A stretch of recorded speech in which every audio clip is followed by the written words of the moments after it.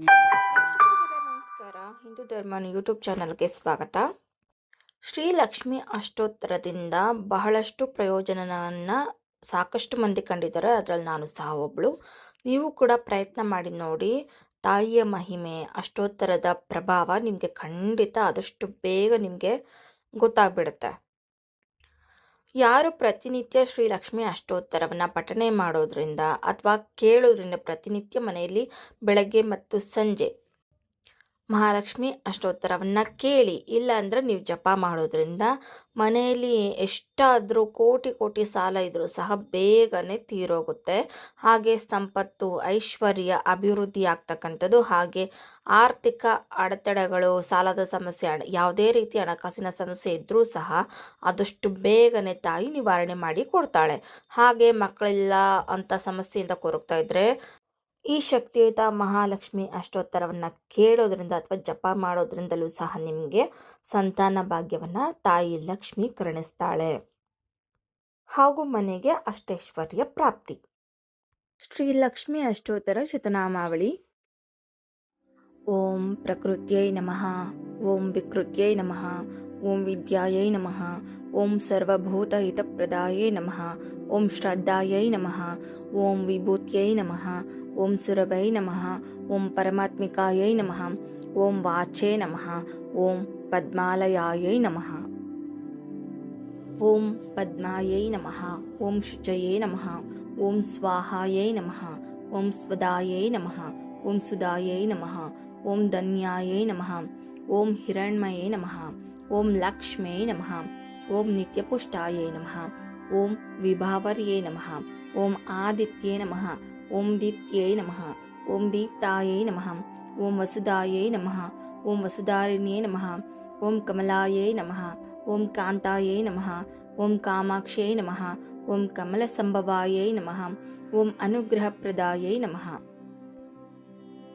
ಓಂ ಬುದ್ಧ್ಯೈ ನಮಃ, ಓಂ ಅನಗಾಯೈ ನಮಃ, ಓಂ ಹರಿವಲ್ಲಭಾಯೈ ನಮಃ, ಓಂ ಅಶೋಕಾಯೈ ನಮಃ, ಓಂ ಅಮೃತಾಯೈ ನಮಃ, ಓಂ ದೀಪ್ತಾಯೈ ನಮಃ, ಓಂ ಲೋಕಶೋಕವಿನಾಶಿನ್ಯೈ ನಮಃ, ಓಂ ಧರ್ಮನಿಲಯಾಯೈ ನಮಃ, ಓಂ ಕರುಣಾಯೈ ನಮಃ, ಓಂ ಲೋಕಮಾತ್ರೈ ನಮಃ, ಓಂ ಪದ್ಮಪ್ರಿಯಾಯೈ ನಮಃ, ಓಂ ಪದ್ಮಹಸ್ತಾಯೈ ನಮಃ, ಓಂ ಪದ್ಮಾಕ್ಷೈ ನಮಃ, ಓಂ ಪದ್ಮಸುಂದರ್ಯೈ ನಮಃ, ಓಂ ಪದ್ಮೋದ್ಭವಾಯೈ ನಮಃ, ಓಂ ಪದ್ಮಮುಖ್ಯೈ ನಮಃ, ಓಂ ಪದ್ಮನಾಭಪ್ರಿಯಾಯೈ ನಮಃ, ಓಂ ರಮಾಯೈ ನಮಃ, ಓಂ ಪದ್ಮಮಾಲಾಧರಾಯೈ ನಮಃ, ಓಂ ದೇವ್ಯೈ ನಮಃ, ಓಂ ಪದ್ಮಿನ್ಯೈ ನಮಃ, ಓಂ ಪದ್ಮಗಂಧಿನ್ಯೈ ನಮಃ, ಓಂ ಪುಣ್ಯಗಂಧಾಯೈ ನಮಃ, ಓಂ ಸುಪ್ರಸನ್ನಾಯೈ ನಮಃ, ಓಂ ಪ್ರಸಾದಾಭಿಮುಖ್ಯೈ ನಮಃ, ಓಂ ಪ್ರಭಾಯೈ ನಮಃ, ಓಂ ಚಂದ್ರವದನಾಯೈ ನಮಃ, ಓಂ ಚಂದ್ರಾಯೈ ನಮಃ, ಓಂ ಚಂದ್ರಸಹೋದರ್ಯೈ ನಮಃ, ಓಂ ಚತುರ್ಭುಜಾಯೈ ನಮಃ,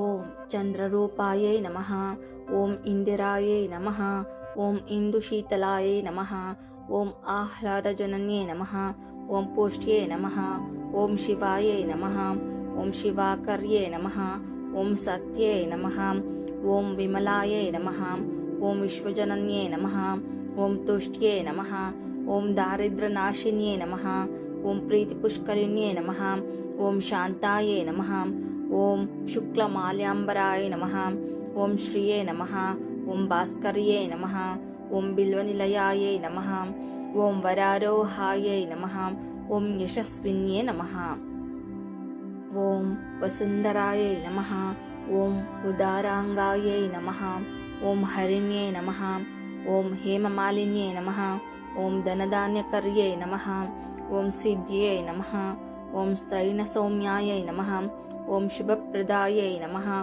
ಓಂ ನೃಪವೇಶ್ಮಗತಾನಂದಾಯೈ ನಮಃ, ಓಂ ವರಲಕ್ಷ್ಮೈ ನಮಃ,